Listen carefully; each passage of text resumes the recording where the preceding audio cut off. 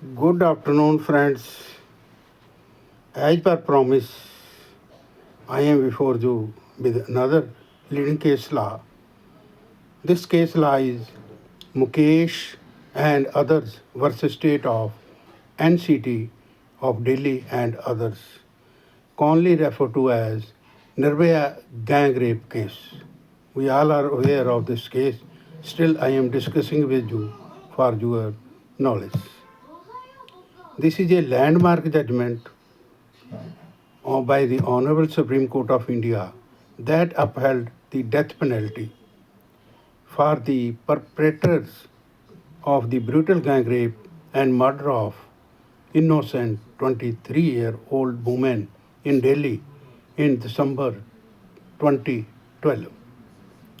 This case highlighted issues of women's safety, judicial sensitivity, and legal framework of our India for handling crimes of extreme brutality.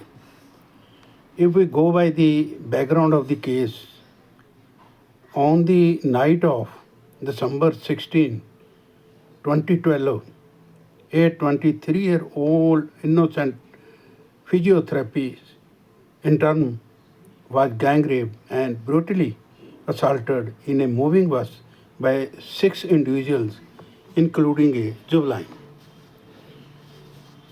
The victim suffered severe injuries and later succumbed to her injuries on December 29, 2012, in a Singapore hospital.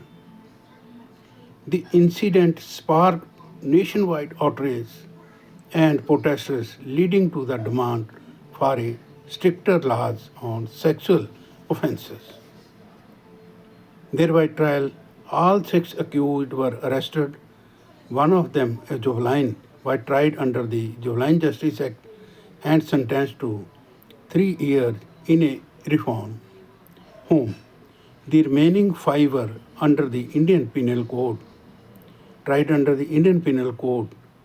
One accused, Ram Singh, died in custody during trial.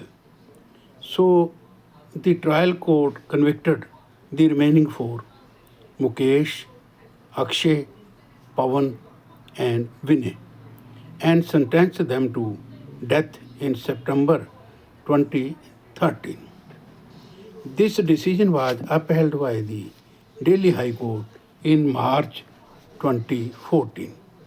The convicts appealed to the Supreme Court against the death penalty, arguing that the trial was flawed and sentence was excessive.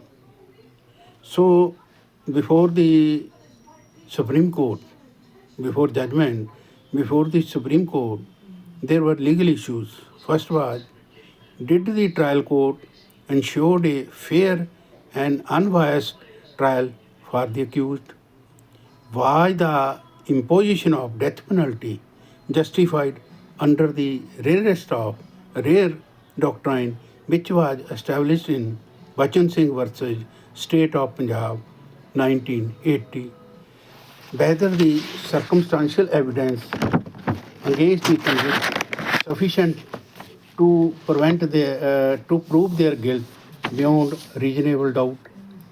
Should mitigating factors like the socio-economic background and age of the convicts outweigh the aggravating circumstances of the crime so that to give them relief? These were the issues for consideration. And after considering all the issues, Honorable Supreme Court gave its observation and judgment. Firstly, the Honorable Court described the crime as brutal, barbaric, and diabolical, leaving no scope for leniency. The victim's suffering was unparalleled. The crime caused nationwide shock and outrage, making it fit under the rarest of rare cases. So, the court further relied on strong forensic evidence, including DNA samples, medical reports, victims' dying declaration, to uphold the conviction. The court rejected the argument that the trial was flawed emphasizing that all procedural safeguards were followed and defense was given adequate opportunity to present their case and argue. The court held that mitigating factors such as convicts' young age, socio-economic status were insufficient to reduce their sentence given the innocence of the crime.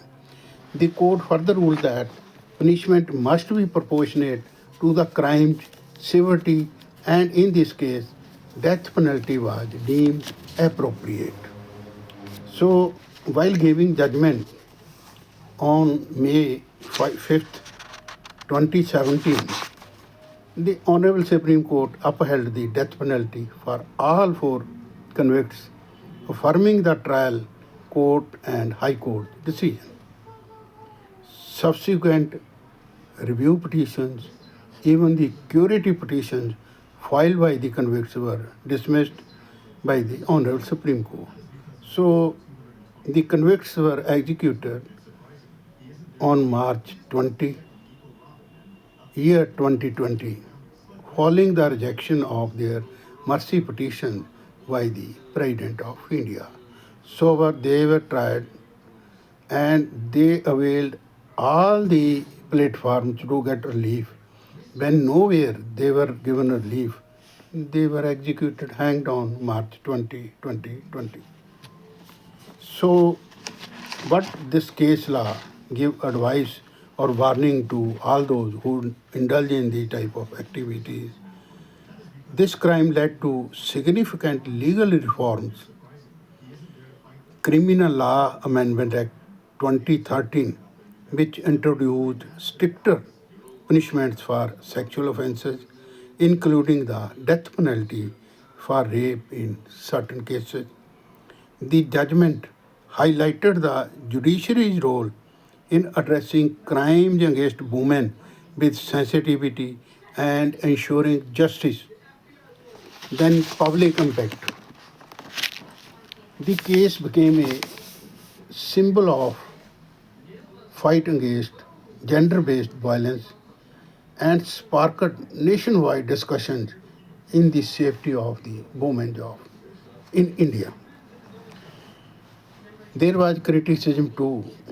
Firstly, critics questioned the efficacy of the death penalty as a deterrent to crime and argued for a focus on systematic reform instead.